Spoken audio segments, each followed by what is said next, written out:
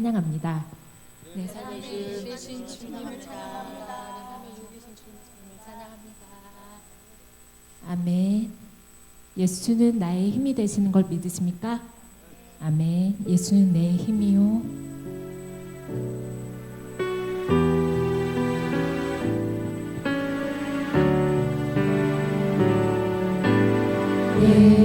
예수는 내 힘이요 나의 기쁨 내 참 소망 그 이름의 생명이 내 삶의 이유라.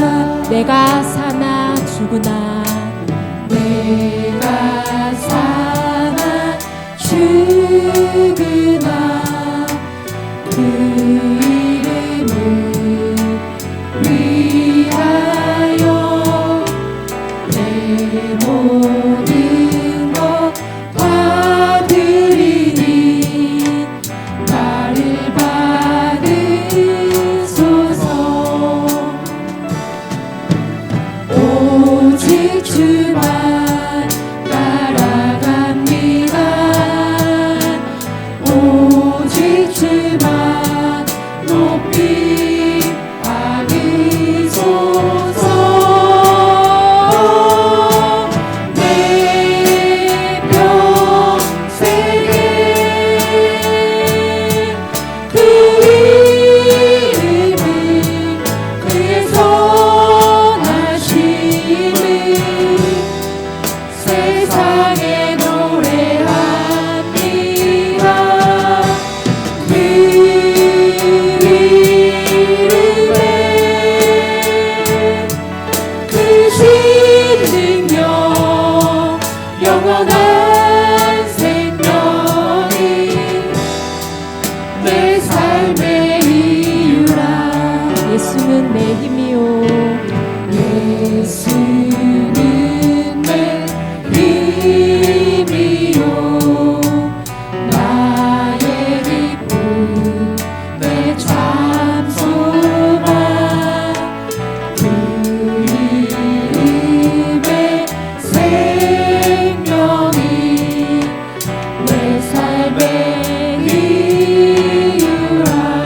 내가 사나 죽으나 내가 사나 죽으나 그 이름을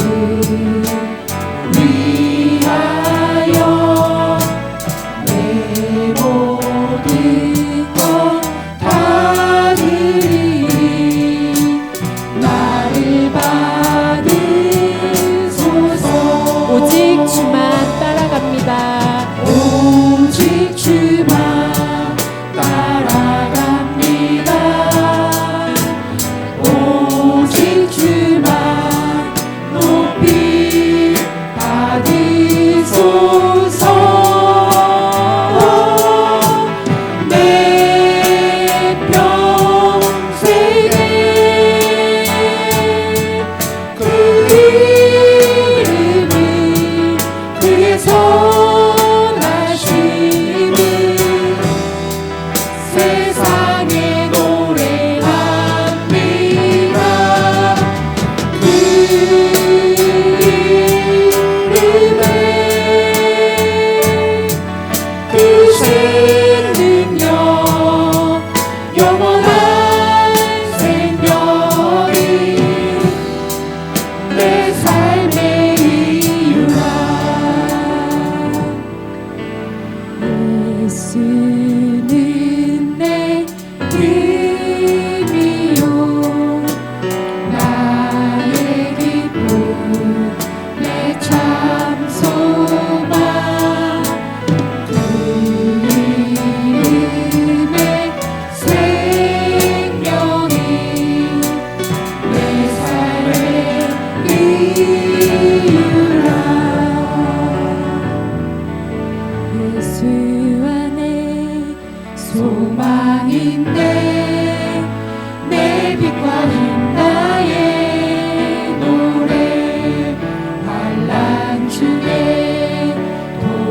하시는 주 나의 견고한 반석 크신 사랑 크신 평화 두려움에서 날 건지네 내 위로자 내 모든 것 주 사랑 안에 서리라 완전하신 하나님이 우리와 같이 되셨네 주 사랑과 그 공의로 세상을 구원하셨네 십자가에 주 달리사 그 증오를 거두셨네 내 모든 죄 감당하신 주 은혜 안에 살리라 주님만한 세상의 빛 어둠 속에 누리셨네 영광스러운 그의 날에 무덤에서 부활했네 승리하신 우리 주님 원수를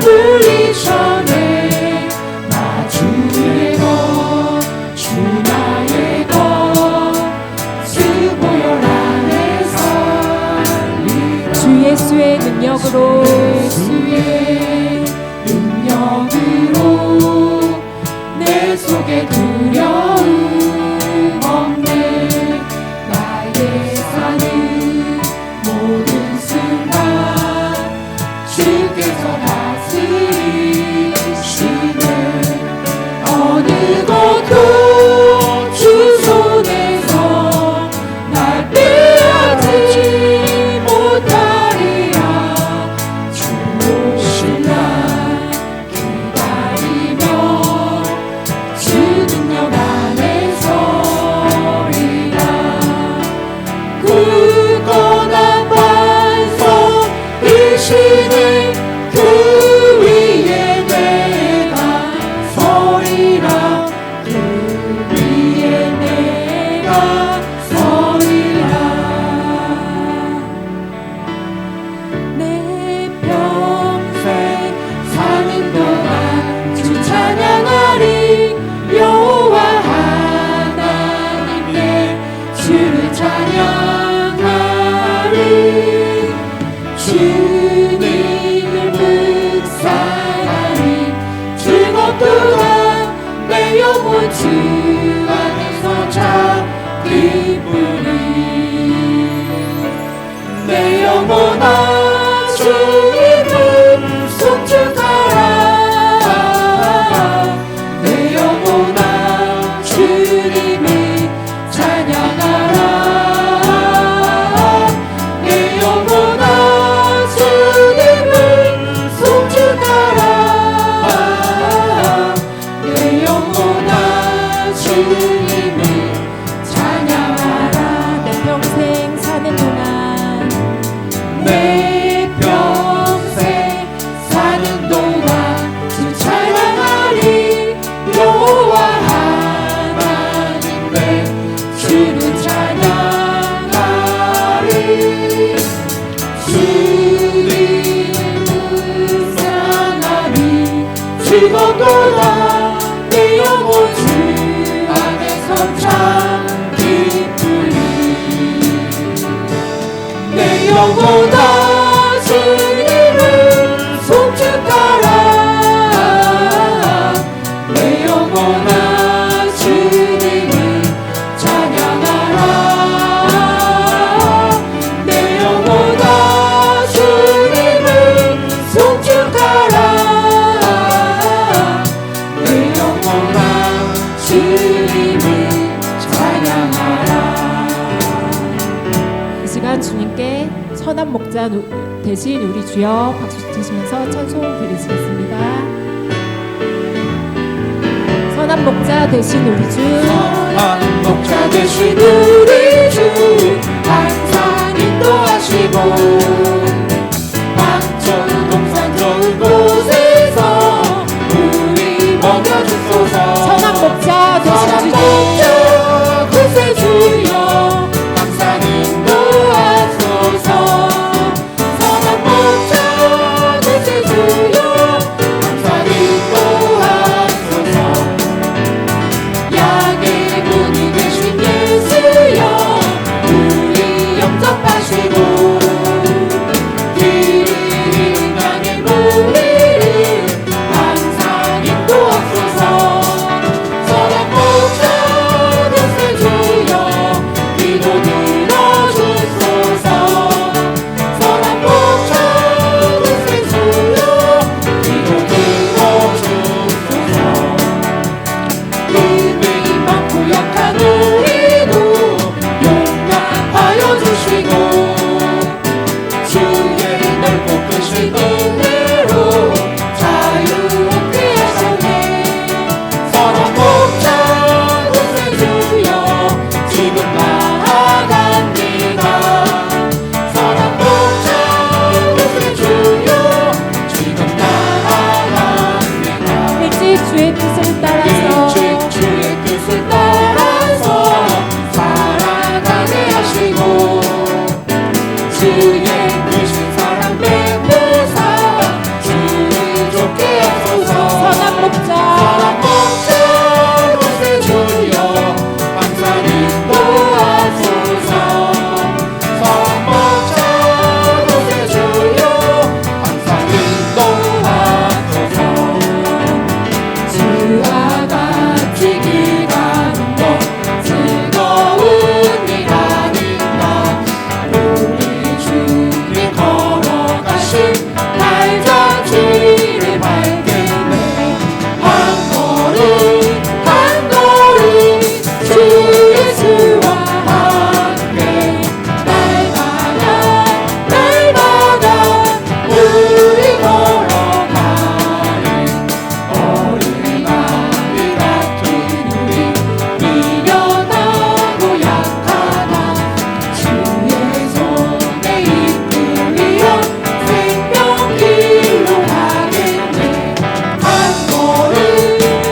걸음 주 예수와 함께 날마다 날마다 우리 걸어가리 꽃이 피는 들판이나 험한 골짜기라도 주가 인도하는 대로 주와 같이 가겠네 한 걸음 주 예수와 함께 날마다 날마다 우리 걸어가리 옛 선지자의 목같이 우리들은 천국에 들어올라갈 때까지 주와 같이 걷겠네 한 걸음 주 예수와 함께 날마다 날마다 우리 걸어가리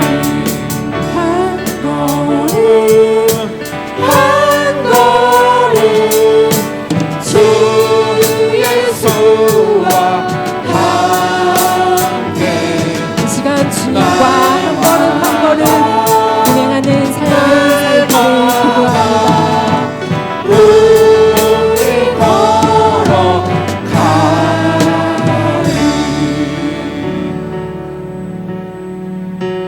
주를 위한 이곳에 예배하는 자들 중에 그가 참 능이 없어 주님께서 슬퍼하시네 주님이 찾으시는 그 한 사람 주님이 찾으시는 그 한 사람 그 예배자가 되길 원하십니까? 예배자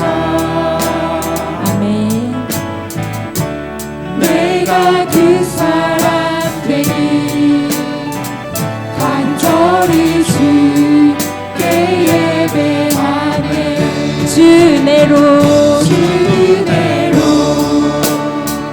이곳에 서 있네 주임제에 엎드려 절하네 그 어느 것도 난 필요 없네 주님만 경배해 주내로 모두가 주님의 은혜로 이곳에 설 줄 믿습니다. 엎드려 절하네 그 어느 것도 난 필요 없네 주님만 경배해 주를 위한 이곳에 주를 위한 이곳에 예배하는 자를 주네 그가 잔일이 없어 주님께서 슬퍼하시네 주님이 찾으시는 그 한 사람 그 예배자 내가 그 사람 되기 내가 그 사람 되기 간절히 주께 예배하네 주내로 이곳에 서 있네 주임제에 엎드려 절하네 그 어느 것도 난 필요 없네 주님만 경배해 아멘. 주내로 이곳에 서 있네 주임제에 엎드려 절하네 그 어느 것도 난 필요 없네 주님만 경배해 주내로 이곳에 서 있네 주임제에 엎드려 절하네 그 어느 것도 난 필요 없네 주님만 경배해 주내로 이곳에 서 있네 주임제에 엎드려 절하네 그 어느 것도 난 필요 없네 주님만 경배해 아멘.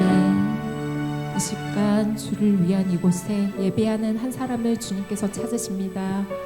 아버지 이 시간 주님 임재하여 주시고 아버지 정말 이 주일 3부 예배 가운데 함께 해달라고 주여 특별히 아버지 몸이 약하여 아버지 질병으로 고통받는 성도님도 있습니다. 주님 안수하여 주시고 치료의 강성을 바라여 주시옵소서. 여호와 라파의 하나님 치료의 강성을 바라여 주시옵소서. 아버지 독수리가 날개쳐 올라가듯 새 힘을 공급하여 주시고 아버지 지금 병상에 누워있는 성도들이 아버지 그 안에서도 아버지 주님을 찾을 수 있도록 아버지 주님을 아버지 주님께 더욱더 기도하고 아뢰 수 있는 아버지 그런 한 사람 그 예배자가 될 수 있도록 주님 인도해 주실 걸 믿습니다. 아버지 이 시간 주님 저희들 부족한 모습으로 또한 이 자리에 섰습니다. 아버지 정말 이 시간 주님 저희들의 마음을 어루만져 주시고 상한 심령이 있다면 주님 보듬어 주시고 서로가 서로를 축복하고 서로가 서로를 사랑하고 서로가 서로를 아버지 정말 중보 기도하며 나아갈 때 이 순복음 풍성한 교회가 더욱더 아버지 발전 있는 교회가 될 수 있도록 주여 이 시간 역사해 주시고 아버지 나라가 많이 어지럽습니다. 주여 이 시간 나라의 회복을 위해서도 아버지 이 나라가 정말 주님의 것이 되길 원합니다. 아버지 이 나라가 주님의 나라로 아버지 확장되길 원합니다.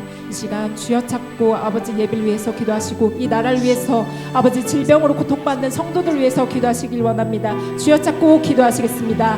주여 아버지 주님 감사합니다. 아버지 주님 이 시간 아버지 정말 저희들이 무엇인가인데 저희들을 이렇게 사랑하여 주셔서 아버지 또한 주님께 이렇게 예배드리게 하시고 주님께 아버지 영광을 돌리게 하시는지요. 아버지 정말 저희들 너무나도 가진 것 없고 보잘 것 없습니다. 그런 저희를 늘 보듬어 주시고 사랑하여 주시고 주신 하나님 감사합니다.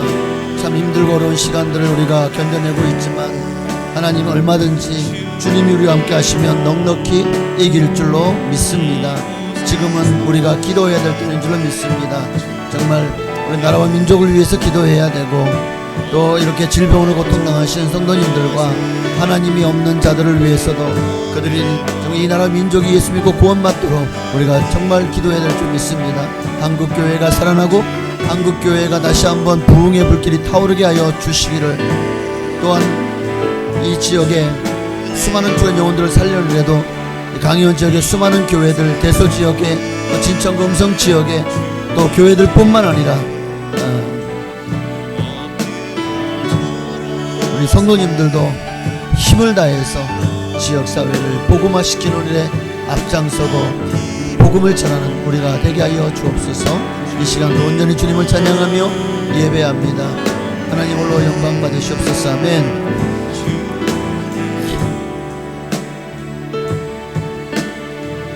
감사합니다. 예수님의 이름으로 기도합니다. 아멘. 사도신경으로 우리 신앙을 주께 고백드립니다. 전능하사 천지를 만드신 하나님 아버지를 내가 믿사오며 그 외아들 우리 주 예수 그리스도를 믿사오니 이는 성령으로 잉태하사 동정녀 마리아에게 나시고 본디오 빌라도에게 고난을 받으사 십자가에 못 박혀 죽으시고 장사한 지 사흘 만에 죽은 자 가운데서 다시 살아나시며 하늘에 오르사 전능하신 하나님 우편에 앉아 계시다가 저리로서 산자와 죽은 자를 심판하러 오시리라. 성령을 믿사오며 거룩한 교회와 성도가 서로 통하는 것과 죄를 사하여 주시는 것과 몸이 다시 사는 것과 영원히 사는 것을 믿사옵나이다. 아멘. 찬양 한 장 더 드리고 말씀 나누시겠습니다. 그가 오신 이유라는 찬양 우리 함께 드리겠습니다.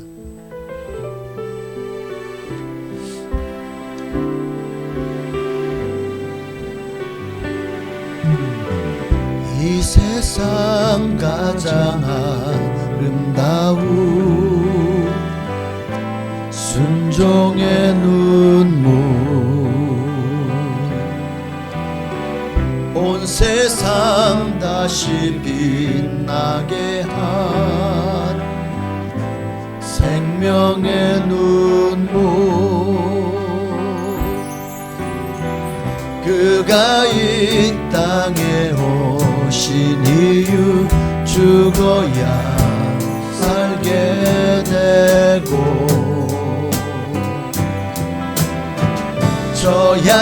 져야만 승리하는 놀랍고 영원한 신비, 지으신 그대로 회복시키 우리의 창조주 그리스도 십자가의 길로 아버지 뜻 이루셨네. 그가 이 땅에 오신 이유 이제 우리에게 맡겨진 그 소망, 그 사랑, 그 생명, 아름답고 눈부신 십자가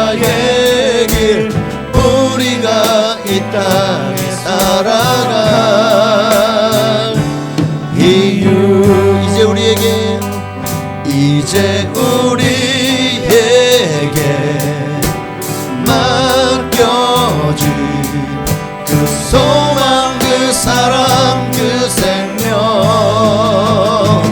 아름답고 눈부신 십자가의 길 우리가 이 땅에 살아갈 이유. 하나님 말씀 보시겠습니다. 마태복음 20장 오늘은 17절부터 보시겠습니다. 마태복음 20장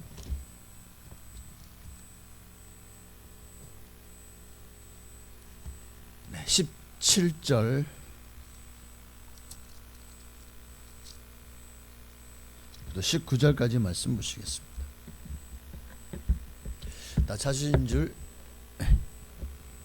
찾으신 줄로 믿고 우리 17절부터 19절까지 말씀을 함께 합독하시겠습니다.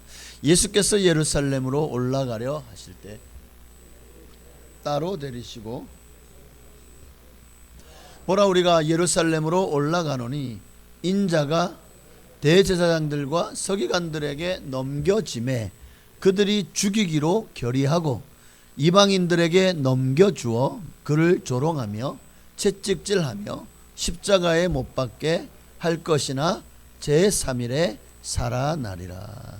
아멘. 예수님의 세 번째 순환 예고입니다. 마지막 순환 예고예요. 갈릴리에서 사역을 마치고 이제 유대인들의 중요한 절기인 유월절을 지키기 위해서 19장 1절을 보면 예루살렘으로 올라가는 장면이 나옵니다.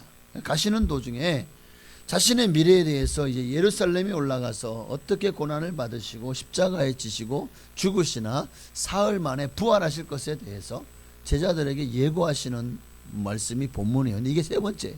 그러니까 예수님 이미 16장과 17장에서 두 번이나 장차 십자가를 지시고 순환 받으시고 부활하실 것에 대한 예고를 하셨어요. 근데 제자들이 무슨 말인지 도통 알아먹지를 못해요. 깨닫지를 못하는 거예요. 제자들에게 오늘 20장의 말씀을 통해서 한 번 더 세 번째 같은 말씀을 하십니다. 이 일은 예수님이 세 번이나 반복해서 말씀하셨다는 것은 이 일이 반드시 일어날 일이고 되어질 일이라는 거겠죠. 그러니까 제자들에게 또 이런 순환 예고를 하시는 이유가 또 뭘까요? 준비하라는 거예요. 내가 없을 때를 준비하라. 너희가 감당하지 못할 환난이 다가오니 준비하라. 그리고 이 환난 이후에 내가 없을 때 너희가 어떻게 행할 것을 준비하라. 그런데 준비하라고 했는데 준비가 안 됐어요. 그러니 결국 준비가 안 된 상태에서 환난을 당하니까 다 넘어지는 거예요. 예수님을 배신한 거예요. 우리도 주님의 그 고난과 십자가 그리고 부활에 대해서 우리도 믿어요. 안 믿는 게 아니죠. 알아요. 그런데 문제가 뭐냐면 우리의 삶 속에서 이 말씀이 적용이 되지 않아요. 그래서 우리도 힘든 일 당하잖아요. 고난 당하잖아요. 그러면 어느새 십자가 예수님의 부활에 대한 하늘의 소망을 잃어버리고 이 땅에서 마치 세상이 다 망한 것처럼 정말 얼마나 한숨을 깊게 쉬면 땅이 꺼질 것처럼 그렇게 한숨 쉬면서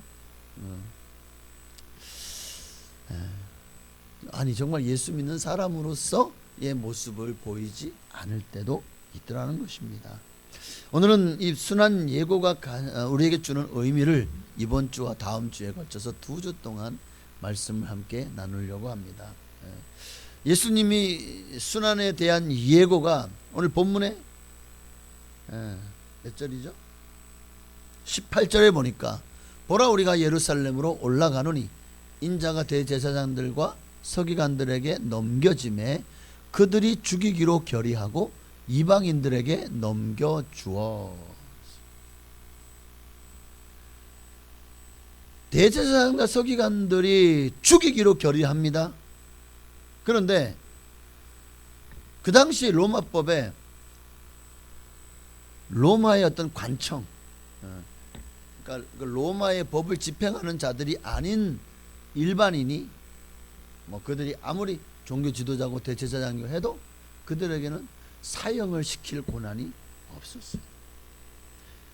그래서 어떻게 합니까? 이방인에게 넘겨주잖아요.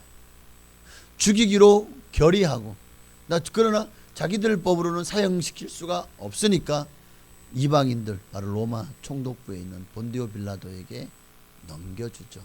또 그 전에 누구에게 먼저 넘겨주죠?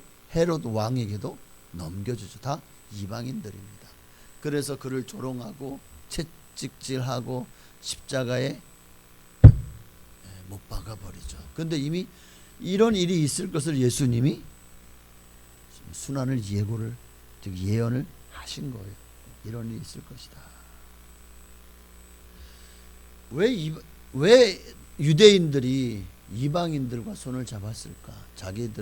자기들만이 선민이고 이방인들을 짐승 취급하던 이들이 꼭 이렇게 자기들이 원할 때에는 참 법이요 고무줄도 아니고 여기다 갖다 붙이면 이게 법이고 여기다 갖다 붙이면 이게 법이 되는 거예요. 이방인들과 이런 모의를 하는 것이 결코 바람직하지 않아요. 그들의 율법에도 이것은 합당치 않아요. 그러나 자신들의 정적을 제거하기 위해서는 이런 일도 서슴지 않는 게 이게 사람의 모습이 아닌가. 왜 주님을 죽이는데 유대인과 이방인이 서로 손을 잡았느냐? 이방인들은 이 율법이 즉 대제사장들이 죽이기로 결의했지만 그들이 가진 율법이 이방인들에게는 없어요. 이방인들은 율법이 없다고요. 그러니까 자기들이 주기로 결의해서 넘겨도 사실 정죄하지 못하는 거예요. 왜? 이거는 보니까 자기들의 어떤 종교적인 문제네. 우리도 이단들하고 시비가 붙어요. 그러면 경찰이 와서 중재하고 그 문제를 해결해 주나요? 아니죠. 똑같은 거예요. 이 종교적인 문제, 유대교와 예수교의 문제인 거예요. 그러니까 이거는 자기들끼리 알아서 할 거리지. 이거는 뭐 죽이라 살리라 하고 나한테 가져와? 하고 이거는 반려되기 딱이에요. 그래서 예수님을 무슨 죄로? 자기들끼리는 신성모독죄. 이방인들 넘겨줄 때는 어떤 죄죠? 나라를 전복할 역모를 꾸민 죄가 되는 거죠. 그래서 로마 황제에게 이 이스라엘 나라를 독립하려고 하는 그래서 자기가 왕이다라고 했다고, 자기가 왕이 되려고 한다는 그런 죄로 고발을 하고 결국 그 제목으로 본디오 빌라도 앞에 끌려가서 재판을 받게 되는 겁니다. 자, 이방인들에게는 율법이 없어요. 그리고 이방인들은 미신적입니다. 이방인들은 미신적이죠. 또 이방인들은 그리스도 안에 있습니까? 아니죠. 그리스도 밖에 있어요. 여기에 대한 말씀들을 좀 찾아놓은 것이 있지만 넘어가도록 하겠습니다. 이방인들이 얼마나 미신적이냐 하는 것은 신명기 18장 14절, 신명기를 한번 볼까요? 신명기 18장 14절에 내가 쫓아낼 이 민족들은 기륭을 말하는 자나 점쟁이들의 말을 듣거니와 내게는 내 하나님 여호와께서 이런 일을 용납하지 아니하시니라. 또 이방인들이 그리스도 밖에 있다고요? 자, 이 말씀은 다 성경 말씀으로 증명이 되어지는 것이 에베소 2장 12절이요. 에베소서 2장 12절. 그때 너희는 그리스도 밖에 있었고 이스라엘 나라 밖의 사람이라 약속의 언약들에 대하여 외인이요 세상에서 소망이 없고 하나님도 없는 자이더니. 이게 이방인의 현 주소인 거예요. 밖에 있다. 그리스도 밖에 있어요.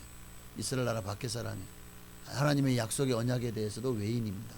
세상에도 주님을 향한 소망도 없고 하나님도 없습니다. 이들이 이방인이. 그러니까 이방인들은 거리끼는 것도 없고 규정도 없고 그저 죄를 져도 걸리지만 않으면 돼.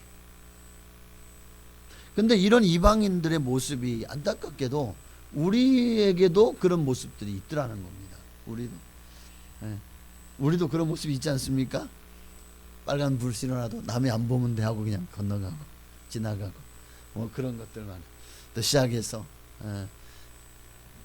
참 그런 일이 참 많은 것 같아요.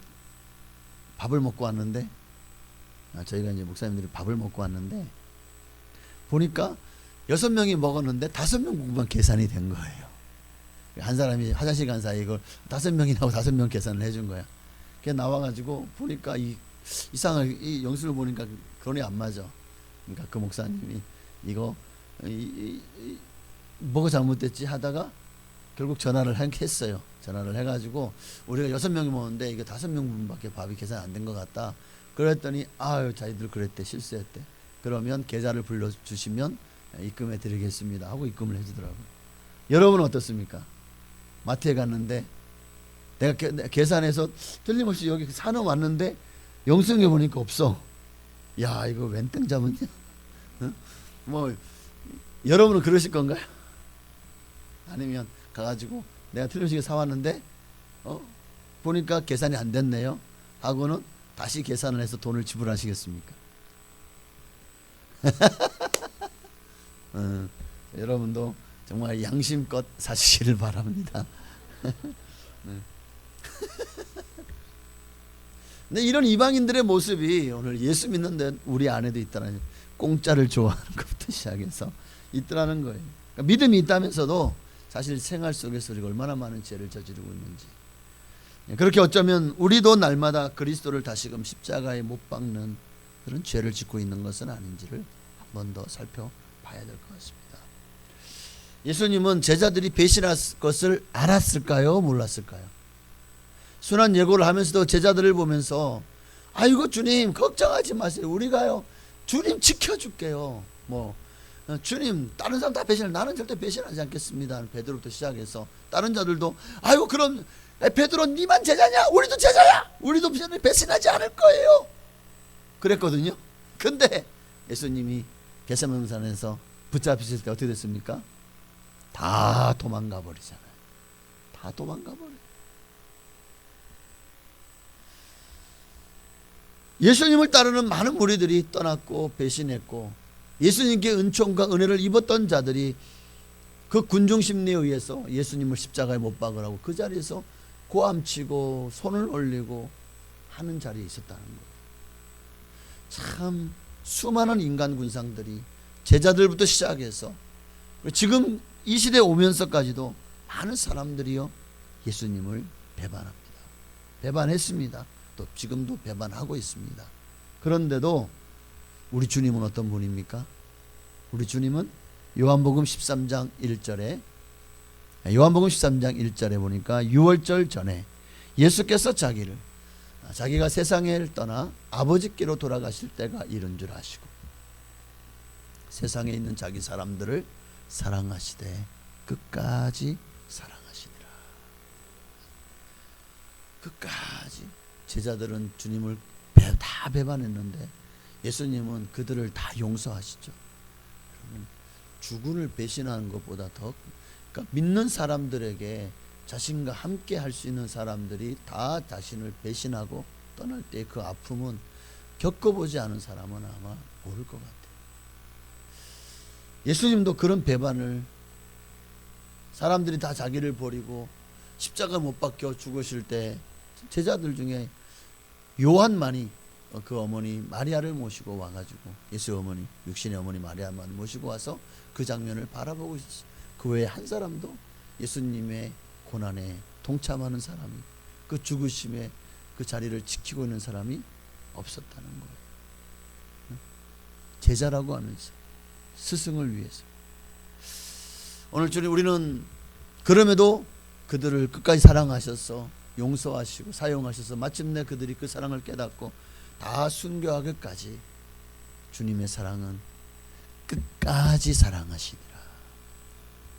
우리도 이러한 사랑을 깨닫고 정말 어떤 환경에도 우리가 다른 건 몰라도 절대 주님을 배반하거나 배신하지는 맙시다. 어떤 고난도 감내하며 여러분, 환난은 변장된 축복이라 그러죠. 변장하고 다가온 축복입니다. 그러니까 도리어 환난을 통해서 우리가 주님을 가까이 할 수 있거든요.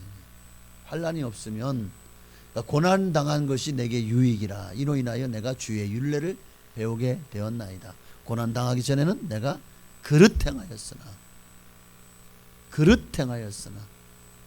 도리어 고난으로 말미암아 내가 다시 바른 길을 걸어갈 수 있었다는 시편 119편의 말씀을 다시 한번 돌아보고, 오늘 우리에게도 예수님의 고난이 오늘 여러분들의 삶 속에도 예수님 그 고난 가운데도 하나님 말씀에 순종해서 십자가를 졌다면, 우리도 어떤 고난이 다가오더라도 예수님처럼 그 고난 앞에서 십자가를 질 수 있는 그 신앙과 믿음이 된다면 아마 주님도 이제 더 이상 나 때문에 염려하지 않으실 것 같아요. 마치 무슨 뭐 무리에 내놓은 자식처럼 그렇게, 아이고 얘 가다가 사고 나면 어떡하나, 물에 빠지면 어떡하나, 차에 치면 어떡하나, 뭐 문제 생기면 어떡하나, 자녀를 내보내놓고 나면은요, 부모는요, 자녀가 다시 얼굴을 보이고 돌아올 때까지는 걱정이 되죠. 우리가 주님을 그렇게 근심시키는 삶을 살아서는 안 되겠습니다. 믿고, 됐다, 너는 이제 믿음에 섰다, 내가 너 때문에 이제 걱정하지 않는다. 오늘 주님이 여러분을 그렇게 평가할 수 있기를 바랍니다. 네, 그렇게 평가했으면 좋겠어요. 히스기야의 아들로 왕이 된 이가 므낫세입니다. 므낫세. 역대하 33장에 보면 이 므낫세의 치적에 대해서 기록이 되어 있어요. 유다 나라의 역대 왕들 중에 므낫세 왕만큼 부패하고 간악하고 타락한 왕도 없었습니다. 그는 하나님의 거룩한 성전의 우상의 제단을 만들어 놓고 온갖 악행을, 그리고 하나님의 성전 뜰에 1월 성신을 제단을 또 쌓고, 그 외에도 자기 아들들을 흰놈의 골짜기에서 불로 지나가게 하고, 하여튼 뭐 또 온갖 우상과 박수들 또 무당들 뭐 그냥 다 접신하기도 하고, 정말 끔찍한, 그리고 자기 아버지 히스기야가 무너뜨렸던 바알과 아세라 모든 신당과 또 그런 산당들을 다시 다 세우고, 참 그 악함이 도를 지나치니까 하나님이 화가 나셨죠. 그래서 그에게 큰 환난을 줘요. 환난을 줘요. 어떤 환난이냐? 역대하 33장 10절에 보니까 여호와께서 므낫세와 그의 백성에게 이르셨으나 그들이 듣지 아니하고, 여호와께서 아수르 왕의 군대 지휘관을 간들이 와서 치게 하시매 그들이 므낫세를 사로잡고 쇠사슬로 결박하여 바벨론으로 끌고 가버려요. 아수르가 가만히 있어봐. 아수르가 니누에가 아수르 수도인데 바벨론 지역으로 그냥 끌고 가버려요. 그 지역에 무슨 뭐 그러니까 포로 수용소 아니면 뭐 유배지가 있었나 보죠. 자, 이렇게 큰 환난을 당하여 정말 목숨이 간당간당하죠. 경각에 이르러서야 비로소 므낫세가 자기 아버지의 하나님을 찾기 시작합니다. 자기가 바알도 섬겼고 아세라 섬겨봤는데 그들이 나한테 무슨 도움을 줬지? 이들은 죽게 생겼어요. 그제서야 히스기야 왕의 생명을 15년간 연장시켜줬던, 내 생명도 살려줄 수 있는 유일한 분은 하나님밖에 없구나 하고 하나님께로 돌아옵니다. 12절에 보니까 그가 환난을 당하여 그의 하나님 여호와께 간구하고 그 조상들의 하나님 앞에 크게 겸손하여 기도하였으므로 하나님이 그의 기도를 받으시며 그의 간구를 들으시사 그가 예루살렘으로 돌아와서 다시 왕위에 앉게 하시매 므낫세가 그제서야 여호와께서 하나님이신 줄 알았더라. 와, 이거 놀라운 거 아닙니까? 고난 당하기 전에 므낫세는 진짜 망난이었습니다. 하나님 앞에서나 사람 앞에서 악한 왕이었습니다. 그러나 그 고난을 통해서야 하나님을 찾았고 겸손하게 무릎을 꿇고 기도하였고, 하나님이 그 기도를 들으시고 그를 다시 회복시켜서 예루살렘에 갖다 앉히고 왕위를 복직시켜 주신 거예요. 그제서야 진짜 신은 하나님밖에 없구나 하는 것을 알았더라는 거예요. 그러나 이미 너무 늦어버렸어요. 그 므낫세의 죄로 인하여 하나님이 결국 이스라엘 즉 남유다를 심판하시죠. 돌아온 탕자의 비유에서도 보면 둘째 아들이 집에 있을 때는 편안했어요. 고난이 뭔지를 몰랐어요. 왜? 아버지가 알아서 다 챙겨주고 먹여주고 재워주고 입혀주고, 그러다가 이제 자기가 나도 사업을 해서 크게 성공해서 부자가 되어봐야지 하고 아버지 내게 당신이 줄 유산을 주세요. 이거 얼마나 불효입니까? 말이 돼요? 유산을 달라니. 응? 죽지도 않은 분을 그냥 사업 자금 좀 대주세요도 아니고. 그걸 가지고 와가지고 결국에는 나쁜 친구들이 그냥 돈 있으니까 달라붙어가지고 다 뜯어먹고 결국에는 다 잃어버리고 빈털터리가 되었어. 그래서 너무 배고프니까 자기가 사귀던 친구들에 갔더니만은 문전박대를 당해. 돈이 없으니까 누구도 친구가 되지 않아. 결국에는 정말 너무 배가 고팠어. 돼지 치는 집에 거기에 들어가서 돼지를 치면서 세상에 그 부잣집 아들이 돼지 치는 데 들어가가지고 그 똥 냄새 오줌 냄새 맡아가면서 똥을 치고 그러면서도 또 흉년이 드니까 먹을 게 없어가지고 돼지들이 먹는 지엄나무 열매도 그것도 이제 먹으려니까 먹을 게 없어요. 그제서야 뭘 생각합니까? 아버지의 집에 사는 품꾼들은 풍족한데 나는 여기서 주려고 죽는구나, 굶어 죽겠구나 하고는요 어떻게 합니까? 다시 고향집으로 돌아오죠. 그리고는 나는 이제 아버지 아들이라 일컬음을 받기에 합당치 않습니다. 자격이 없습니다. 나를 품꾼의 하나로 써주세요. 자, 고난당하기 전에는 그릇 행하였더니 이제는 주의 말씀을 지키는 모습. 자, 욥도 보니까 인생에 얼마나 아마 인생 겪을 수 있는 가장 극심한 고난을 겪은 사람이 욥이겠죠. 그런데 그런 그 고난 가운데 사시는 하나님을 발견합니다. 욥기서 42장 5절에 보니까 내가 주께 대하여 귀로 듣기만 하였사오나 이제는 눈으로 주를 배웁나이다. 인생의 고난이 도리어 그들에게 유익이 된 거예요. 고난 당하기 전에는 망난이었고 방탕했고 그리고 자기가 주인 되어서 자기 속인에 오른 대로 살았습니다. 그런데 고난을 닥쳐오니까 그 고난 가운데 사람 되는 거예요. 고난 가운데. 옛날에 그런 말이 있어요. 군대 갔다 오면 사람 된다고, 철이 든다고. 요즘에야 뭐 군대가 아니에요. 군대가 이제 상전을 모시는 곳이 되어버렸어요. 저도 군 생활할 때 이병 때부터 월급이 병장 돼서 13,000원 받았나. 제가 병장 때 13,000원 받고 제대를 했는데 지금은 뭐 100몇십만 원씩 준다면서요. 그게 군대야. 그게 그냥 알아서 먹여주지, 재워주지, 입혀주지, 돈 주지. 야, 할 거 없으면 나라도 저 군대 가가지고 먹고 살 걱정이 없잖아요. 돈도 주는데. 근데 옛날에는 정말 고달팠거든요. 그래서 옛날에 무슨 프로그램 보면은 이제 어머니 하면 이제 엄마가 뒤에서 나와 그러면 막 눈물 흘리면서 막 왜요? 너무 힘드니까 군 생활이 고달프고 선임병들한테 맨날 얼차려 받고 또 훈육 받고 또 그냥 춥고 배고프고 또 외롭고 하니까 아마 그래서 그런 게 아닌가 싶습니다. 고난이 사람을 철들게 하는. 오늘 예수 믿는 사람도 예수 믿는 사람이 철드는 게 뭘까요? 예수님이 어떤 분인지를 알게 되는 것이 아닐까요? 고난을 당해보니까 내가 내 힘으로 사는 게 아니었구나. 하나님이 없이는 난 아무것도 아니구나. 이게 고난이 우리에게 주는 축복이 아닐까. 영문학에 대가요 유명한 수필가였던 찰스 램이라는 분은 굉장히 심한 말더듬이었대요.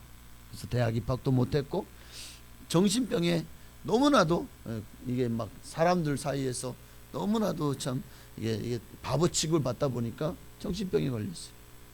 그래서 그 어머니를 정신병에 걸린 게 아니라 죄송합니다. 정신병에 걸렸던 그 누이가 있는데 그 누이가 어머니를 살해합니다. 그런데 이 찰스 램은요 그 누이를요 자기 어머니를 살해한 누이를 평생토록 그 정신병 걸린 누이를 간호했다는 거예요. 죄송합니다. 제가 지금 여기서 요걸 붙여놔가지고 이게 띄워놨어야 되는데 그 이후에 그는 영문학사에 빼놓을 수 없는 위대한 문호가 됩니다. 고난이 그로 하여금 많은 사색을 하게 하고 인생을 돌아보게 하고 그래서 위대한 수필가 또 영문학의 대가가 되게 했다는 거예요. 고난이. 존 밀턴이라고 하는 사람 44세 나이에 눈이 멀어서 소경이 됩니다. 그런데 그런 눈이 멀은 나움에서야 아마 들어는 봤을 거예요. 위대한 저서 베스트셀러 신라권을 남겼습니다. 또 베토벤도 제가 아까 전에 그래서 베토벤에 가면서 베토벤이 실명한 이후에 음악가예요. 작곡가예요. 그런데 청력을 상실한 거예요. 아니 음악을 작곡하는데 청력을 상실하면 어떻게 작곡을 하죠? 들으면서 해야 되는 거 아닌가요? 그런데도 도리어 그 이후에 더 훌륭한 명곡 베토벤 교향곡 9번 합창 제가 아까 한참 딴딴딴딴딴딴딴딴딴딴딴딴딴 와, 이 명곡을 청각을 상실한 이후에 이게 마지막 베토벤 교향곡이라 그러네요. 합창을 작곡을 합니다. 아름다운 찬송시를 많이 작사했던 환희 크로스비 여사도 어렸을 때 의사의 실수로 그만 맹인이 됩니다. 그러나 그 시련을 딛고 그가 눈에 보이지 않지만 나는 세상은 보이지 않지만 그러나 이 눈으로 하나님을 뵙는 그래서 참 귀한 찬송시를 많이 짓게 됐죠. 존 버년도 오전에도 봤지만 존 버년도 그 감옥에서 세계적인 베스트셀러 철로 역정을 씁니다. 고난 가운데 도리어 빛난 존재가 된 거예요. 오늘 우리도 고난을 두려워하지 맙시다. 고난이 우리를 더 빛나게 합니다. 빛들의 아버지 하나님이시죠. 하나님은 빛이시니 그 빛이 우리에게 언제 비치냐? 우리가 좋을 때 평안할 때 아니요. 고난의 때에 그 빛은 더 밝게 비치는 것 같아요. 그렇습니다. 우리는 고난 당할 때에 고난이 도리어 하나님의 위로임을 깨달아야 돼요. 하나님의 곁으로 가까이 갈 수 있는 길이기 때문입니다. 고난 당하기 전에는 우리가 하나님을 떠났지만 고난을 통해서 다시 하나님을 찾게 된다면 그는 성공한 인생입니다. 자신의 지혜와 경험을 의뢰하지 않고 고난은 하나님만 의뢰하도록 우리를 이끌어갑니다. 그러니까 고난은 기도함으로 하나님을 찾으라는 신호라는 거예요. 우리가 망할 길로 아니 흥할 길로 갈 수 있도록 하나님이 인도하시는 하나님의 신호인 줄로 믿습니다. 그럼 여러분 지금 혹시 고난 중에 있다면 고난 이면에 숨겨진 하나님의 깊은 섭리와 축복을 바라보고 도리어 고난을 축복으로 바꾸시는 일에 여러분 삶이 그렇게 변화되시기를 주의 이름으로 축복합니다. 예수님도 십자가의 고난을 통해서 인류를 구원하셨죠. 그 고난이 없었다면 인류를 위한 죄가 사함받지도 못했을 것이고 지금도 우리는 율법을 다 지켜 행해야만 구원받을 수 있을 겁니다. 그러니까 예수를 믿기만 하면 구원받는 이 놀라운 축복이 예수님의 고난에서부터 시작됐다는 사실을 잊지 마십시다. 우리도 주님을 위한 고난, 주님을 위한 십자가 두려워하지 말고 달개지고 주님을 따라가시는 여러분 되었으면 좋겠습니다. 자, 첫 번째 예고는 고난에 대한 예고예요. 두 번째 예고는 예수님이 그 제사장 서기관들 그리고 제사자들에게 또 권력자들에게 고난 당할 것에 대한 순한 예고가 세 가지. 하나는 고난 받을 것이, 두 번째는 십자가에 못 박히게 될 것에 대한 예고, 그리고 세 번째는 3일 만에 부활할 것에 대한 예고죠. 자, 십자가에 못 박힐 것에 대한 예고. 이 고난 속에 오늘 본문의 18절과 9절에 보면은 바로 그런 말씀이죠. 고난에 예수님이 십자가에 못 박힐 것을 19절에 십자가에 못 박게 할 것이나, 근데 그 앞에 뭐가 있어요? 그를 조롱하며 채찍질하며. 근데 실제로 주님이 조롱을 당하셨고 실제로 주님이 채찍질을 당하셨죠. 하나님의 사랑은 이 십자가를 통해서 우리에게 분명히 나타나신 거예요. 이는 이미 만세전부터 예수님이 이 땅에 성탄하실 때부터 이미 예정되어 있었던 것입니다. 예수님은 요한복음 15장 13절에 분명히 말씀하셨습니다. 사람이 친구를 위하여 자기 목숨을 버리면 이보다 더 큰 사랑이 없다고. 친구를 위해 목숨을 버리는 것도 이보다 더 큰 사랑이 없다고 하셨는데 예수님은 원수된 우리를 위해서 목숨을 버리셨으니 이거는 얼마나 큰 사랑이죠? 그 사랑의 크기를 측량할 수 있습니까? 주님은 우리에게 사랑하라고 말로만 하지 않았어요. 친히 사랑을 실천하셨습니다. 그러니 우리도 이제 주님을 따라가기를 원한다면 이 사랑을 실천해야 되지 않을까요? 열흘 동안 병들고 늙은 한 부인을 신실하게 정성껏 돌봐준 요양사가 있었습니다. 정말 나이 든 분을 힘을 다해서 늘 옆에서 정말 친구처럼 또 부모처럼 정말 힘을 다해서 이 늙고 병든 부인을 돌봐줬어요. 그런데 그렇게 간호하던 이 부인이 세상을 떠나게 되었어요. 그러자 그 노부인은 자신의 모든 재산은 그 부인의 유언대로 이제 아주 골고루 자기 먼 친척까지까지 다 분배가 되었다는 거예요.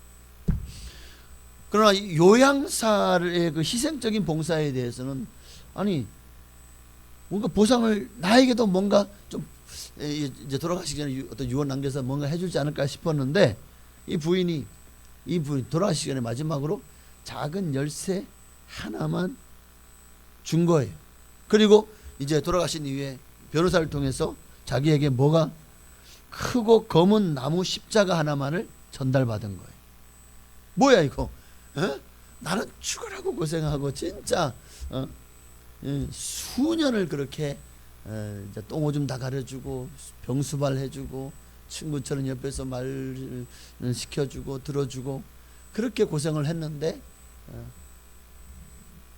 하는 마음도 있었죠. 그래서 상심한 그는 야 이거 뭐야 이거 크고 그냥 검고 그냥 볼품없는 나무 십자가. 그래서 그 십자가를 안 보는 데다 치워놓은 거예요. 보니까 나무도 별로 좋은 나무도 아니야. 아무 쓸데가 없는 거예요. 그래도 태워보지 않아서 다행이야.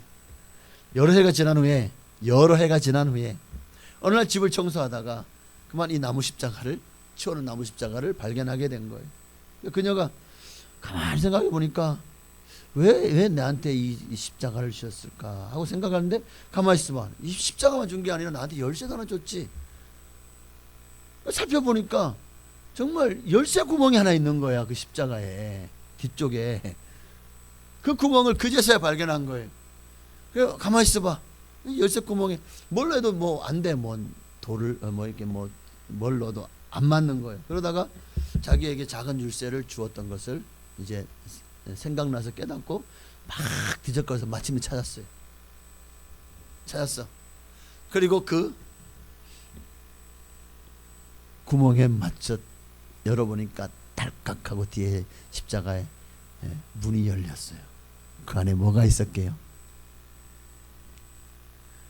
휘황찬란한 보석들이 반짝반짝하고 그 십자가 안에 가득 채워 있더라는 거예요. 자신을 지극정성으로 보살펴준 이 간호사의 고마움에 이 노부인이요 정말 자신의 성의를 그 요양사에게 보여준 거예요. 요양일 하시는 분 혹시 열심히 잘하셔요? 또 여러분들도 그런 십자가 받을 줄 알아요? 할렐루야. 그래서 큰 부자가 되었죠. 자, 이 이야기는 우리가 십자가를 어떻게 받아들이고 생각해야 될지에 대한 참 감동과 교훈을 주는 것 같아요. 여러분 우리에게 준 십자가 정말 볼품없는 십자가, 사형틀입니다. 검고 추하고 정말 소망이 없는 것처럼 보이겠죠. 그리고 우리의 삶에 이 십자가가 아무런 도움이 되지 않는 것처럼 느껴질 수도 있어요. 수많은 갈등들, 또 집안의 어떤 불화들, 가정의 문제, 직장에서 갈등, 사업에서 오는 어떤 그 어려움, 또 힘들게 몰아가는 사람들이 나를 억울하게 하고 힘들게 몰아가서 나를 가스라이팅하는 것 등등 정말 우리의 삶에 당할 수 있는 어마어마한 고통들이 우리의 삶에 있을 수 있습니다. 그런데 그런 고난이 어쩌면 우리에게 주어지는 십자가가 아닐까. 그런데 그 십자가는요, 이 요양사가 발견한 그 어떤 보석보다도 더 귀한 영적 보배들이 숨겨져 있는 십자가입니다. 그러니까 우리 고난을 받을 때, 야, 이거 하늘의 상이 크겠는데? 이러면 딱 맞아요. 네. 제가 이게 소리 잘 안 나더라고. 네. 그러면 딱 맞는 거야. 그러니까 우리가 고난 당할 때, 야, 이거 웬일이야 이거? 두 가지를 봐요. 하나는 내가 혹시 지금 하나님으로부터 멀어지지 않았는지, 범죄 때문이든 하나님 주신 사명의 길을 걷어차서 다른 길로 가고 있든, 어쨌든 고난은 하나님께서 돌아오라는 신호거든요. 너 지금 잘못된 길로 가고 있어. 그 길로 가면 안 돼. 망하는 길이야. 지옥 길이야. 너 더 이상 그 길로 가지 말고 돌아와 하는 신호. 고난은. 두 번째는, 고난은 우리에게 하나님의 영광을 나타내는 방법입니다. 이를 통해서는 하나님이 우리에게 뭘 예배하시죠? 상급을 예배하시는 거예요. 이 요양사가 그 십자가, 세상에 그 고생했는데 이 거무튀튀하고 뭐 진짜 나무도 좋지도 않은 이런 쓸데없는 십자가 하나만 딱 주고 가? 주고 말어? 아니요. 우리가 이 땅에서 십자가를 바라보고 우리가 지는 고난은요, 그렇게 힘들고 몹쓸고 또 고통스러운 그런 십자가지만, 그러나 그 십자가 이면에는 주님의 사랑이 있고 예수님이 우리의 보배가 되시고, 그리고 그 고난의 끝에는 주님의 예비하신 면류관과 상급이 있다는 사실을 여러분 잊지 마시고, 이제 남은 일은 뭘까요? 믿음의 눈으로 하나님이 우리에게 주실 이 신앙의 보화를 찾아내는 거예요. 여러분, 성경 속에서 예수 그리스도 안에서 진정한 보화를 발견하시고 찾아내서 여러분들 영적 거부가 되시기를 주의 이름으로 축원합니다. 기도하겠습니다. 오늘 들은 말씀을 기억하며 찬양, 아까 드렸던 찬양, 예수님이 이 땅에 오신 이유, 나를 위해서 주신 이 십자가의 사랑, 그 은혜, 주님이 우리에게 주신 어떤, 주님도 고난을 통해서 정말 세상에서 가장 보배로운 분이 되셨죠. 하나님이 그 이름을 가장 높이셔서 하늘 위에 땅 위에 땅 아래 모든 이름 위에 뛰어나게 하셨습니다. 십자가의 고난이 그런 가장 뛰어나고 위대한 분이 되게 하셨던 것처럼, 우리도 고난이 도리어 변장된 축복이고, 고난이 여러분의 삶을 참으로 하나님 안에서 빛나게 할 줄로 믿습니다. 보배로운 존재가 되어지게 해달라고 찬양하고 기도하시겠습니다.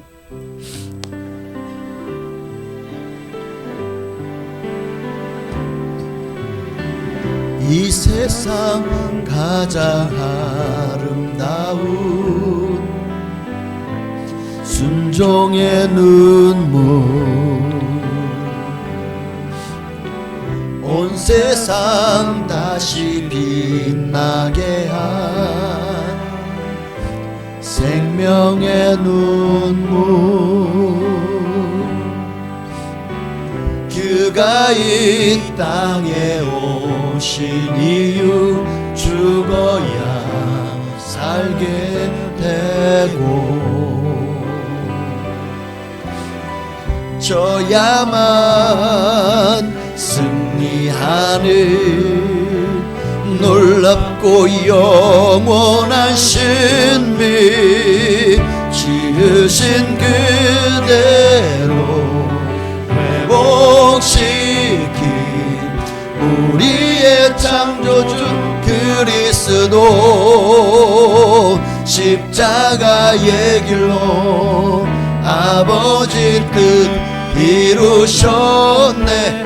그가 이 땅에 오신 이유, 이제 우리에게 맡겨진 그 소망, 그 사랑, 그 생명, 아름답고 눈부신 십자가의 길, 우리가 이 땅에 살아갈 이유. 십자가의 길이 당장은 고난이고 힘들고 또 참으로 그 길을 아무도 가지 않는 좁은 길이기에 험하고 찾는 이도 좁고 외롭고 힘들 수도 있습니다. 그러나 그 길이야말로 가장 이 땅을 살아가는 우리 인간에게 가장 아름답고 눈부신 길인 줄로 믿습니다. 그 십자가의 길이 우리가 살아갈 이유입니다. 오늘 이 시간에 기도할 때 오늘 말씀처럼 정말 예수님이 그 순환, 내 순환, 예수 고난, 내 고난, 예수 십자가 내 십자가, 예수 죽음 내 죽음 되게 하여 주옵소서. 그래서 정말 주님의 고난에 동참함으로 정말 주님이 우리에게 약속하신 모든 가장 빛나는 존재가 되는 축복을 받아 누리는 우리가 될 수 있도록 하나님께서 은혜를 부어달라고 우리 기도하시겠습니다. 주여! 할렐루야. 살아계신 아버지 하나님, 하나님, 고난이 변장된 축복이었습니다. 고난당하는 거, 야, 우리가 고난 앞에서 한숨 쉬고 억장이 무너지고 땅이 꺼지고 그리고 세상이 무너지는 것처럼 정말 고난 앞에서 우리가 두려워하고 무서워하고 떨 것이 아닙니다. 왜?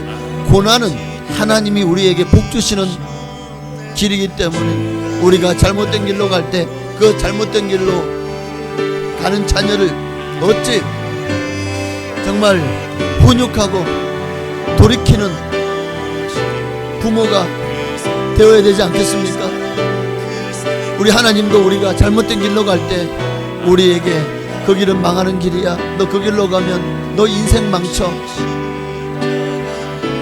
그러니 돌이키기 위해서 때로는 때려서라도 돌이키는 것이, 그러니 그런 고난이 다가올 때 우리는 주님 앞에 깨닫고 회개하고 눈물로 돌아와야 될 줄 믿습니다.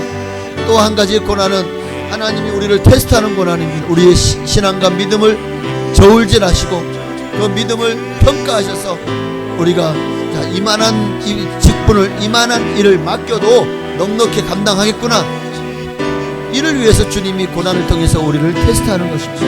그러므로 이런 고난은 하나님의 영광을 위한 고난이요, 그리고 하늘 아래에 칭찬과 상급과 면류관이 있는 고난입니다. 이런 고난을 통해서 우리는 더 고난 앞에서 무릎 꿇고 절망하고 좌절할 것이 아니라, 야, 이거 고난이 왔네, 야, 이거 하나님이 얼마나 큰 축복을 주시려고 이런 고난을 주셨을까, 야, 이거 기회다, 이 기회를 붙잡아야지, 도리어 고난을 기회로 바꾸는 역전의 용사가 되게 하여 주시옵소서. 주님만 바라봅니다. 주님만을 의지합니다. 아멘. 주여 임하여 주시옵소서. 주여 은혜를 부어 주옵소서. 주여 함께하여 주시옵소서. 어떤 상황 속에서도 주님을 놓치지 않기 원합니다. 주님은 우리와 함께 하십니다. 결코 주님은 우리를 떠나지 않습니다. 그러므로 우리도 주님을 떠나지 않고 주님의 뜻을 따라 순종하는 자리로 나아가는 우리가 되게 하여 주시옵소서. 오직 주님만 바라보게 없소서. 주님만 의지하게 없소서. 주님을 떠나 우리는 살 수 없습니다. 도리어 고난이 내게 유익이 되기를 원합니다.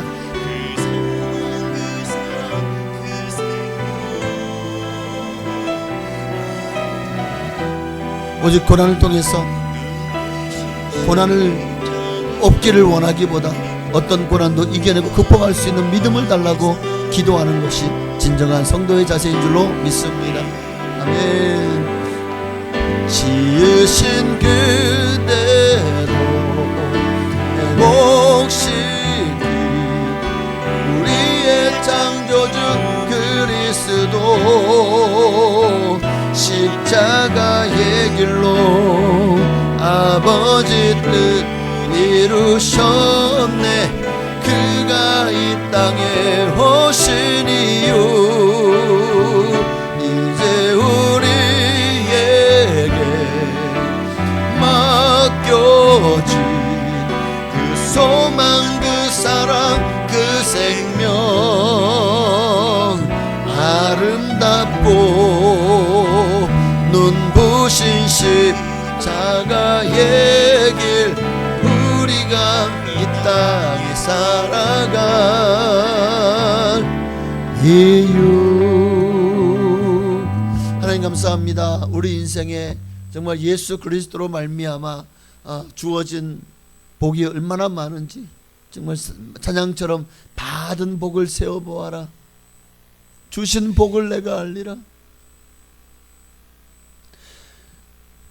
우리는 너무 많이 받았음에도 하나님 앞에 더 달라고만 합니다. 왜 나는 아무것도 안 주냐고 합니다. 참으로 하나님의 은혜와 사랑을 깨닫지 못한 자의 철없는 울부짖음이 아니겠습니까? 이 시간에 하나님은 우리를 위해 다 주셨습니다. 당신의 생명까지도 주셨는데 더 뭘 더 줄 수 있을까요? 더 뭘 더 줘야 될까요? 그래 얼마나 더 주셔야 우리가 만족할까요? 오늘 이 시간에 하나님 앞에 이제 우리도 더 이상 받으려고 하기보다 내가 드릴 것이 무엇일까? 더 드리기 위해서 우리의 삶을 하나님 앞에 정말 세움받고 주님을 위해서 희생하고 헌신하고 주신 직분 감당하며 사명을 다하는 우리가 되게 하옵소서. 예수님의 이름으로 감사하며 기도하옵나이다. 아멘. 하늘에 계신 우리 아버지여, 이름이 거룩히 여김 받으시오며 나라가 임하시오며 뜻이 하늘에서 이루어진 것 같이 땅에서도 이루어지이다. 오늘날 우리에게 일용할 양식을 주시옵고 우리가 우리에게 죄 지은 자를 사하여 준 것 같이 우리 죄를 사하여 주시옵고 우리를 시험에 들게 하지 마시옵고 다만 악에서 구하시옵소서. 내게 나라와 권세와 영광이 아버지께 영원히 있사옵나이다. 아멘.